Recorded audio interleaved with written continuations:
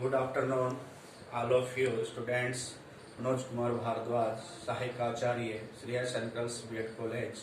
हमने गत अध्याय में कार्य क्षेत्र परिभाषा शिक्षा मनोविज्ञान का अध्ययन किया था।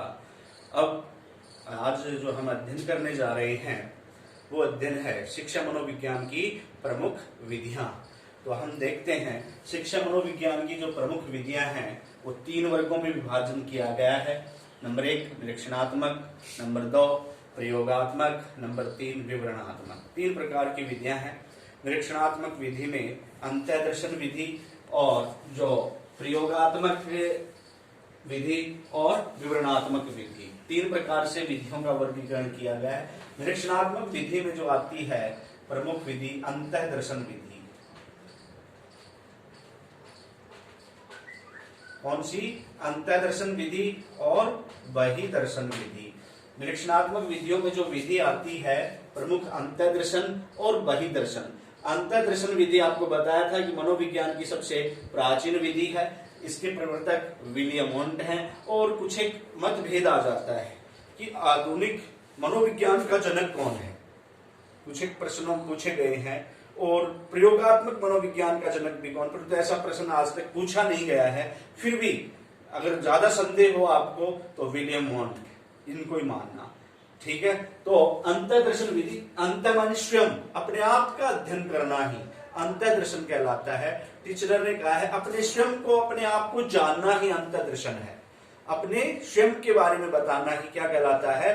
अंतःदर्शन कहलाता है। इस विधि के प्रतिपादक हैं कौन? William wound. फिर एक बहिर्दर्शन विधि के प्रतिपादक है जेबी वाटसन।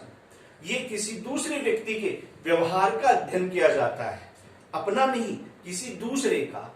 वो विधि कहलाती है बहिर्दर्शन विधि। तो निरीक्षणात्मक विधियों में 2 विधियां हैं, अंतःदर्शन विधि और बहिर्दर्शन विधि। अब आता है प्रयोगात्मक विधि। ये महत्वपूर्ण विधि है। ये प्राकल्पनाओं के ऊपर आधारित होती है। इसको हम कॉज ऑफ इफेक्टिव मेथड भी कह सकते हैं, एक्सपेरिमेंटल मेथड भी कह सकते हैं। इसे नियंत्रित विधि भी कहते हैं। इसे नियंत्रित विधि भी कहते हैं। इसे कार्य कारण विधि भी कहते हैं। ये क्वेश्चन आया हुआ भी है, कार्य कारण विधि कौन सी विधि को कहा जाता है?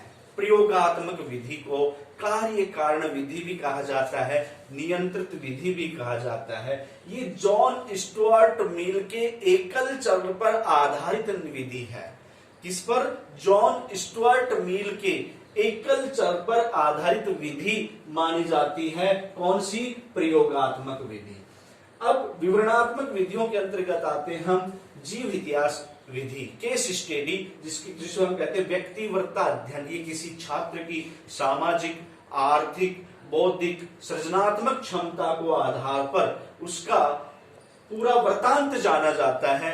वो विधि कहलाती है जीव इतिहास विधि। इसके प्रतिपादक हैं टाइडमैन।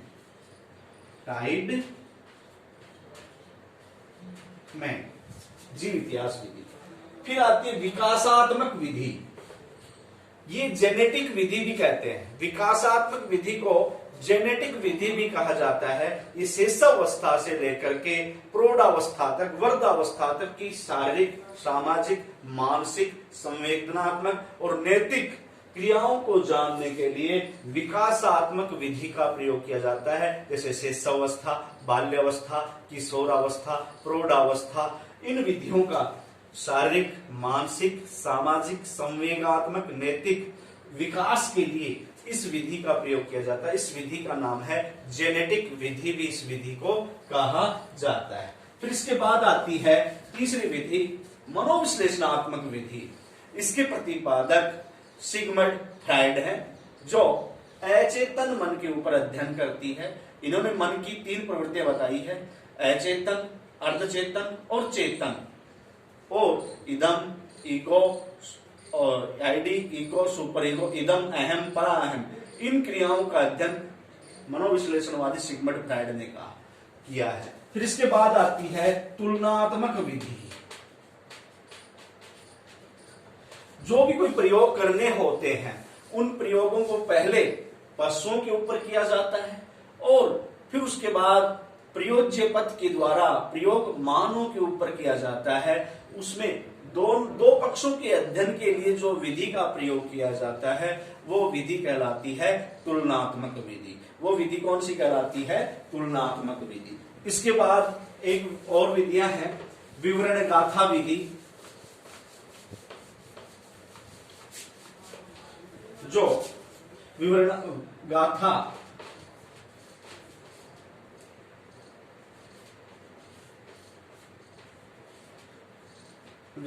वर्णन विधि। इसमें पूर्व वृत्तांत को ये भी जीव इतिहास विधि के ही समतुल्य मानी जाती है।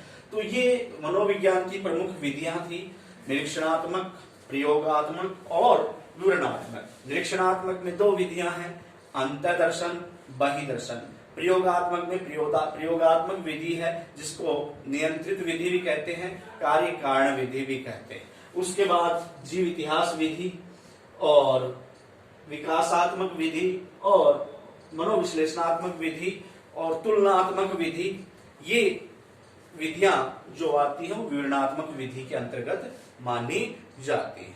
तो बहिर्दर्शन विधि में किसी दूसरे पक्ष का अध्ययन किया जाता है। अंतर्दर्शन विधि में स्वयं अपने बारे में अध्ययन किया जाता है। वो विधि कौन सी कहलाती है? अंतर्दर्शन विधि कहलाती है। इसके प्रतिपादक विले मुंट हैं। बहिर्दर्शन विधि के प्रतिपादक जेबी वाटसन हैं और जीव इतिहास विधि के प्रतिपादक टायर्डमैन हैं। और जेनेटिक विधि है, क्रमिक विकास अवस्थाओं का अध्ययन करती है। मनोविश्लेषणात्मक विधि के प्रतिपादक सिगमंड फ्रायड माने जाते हैं। धन्यवाद। पुनः मिलान।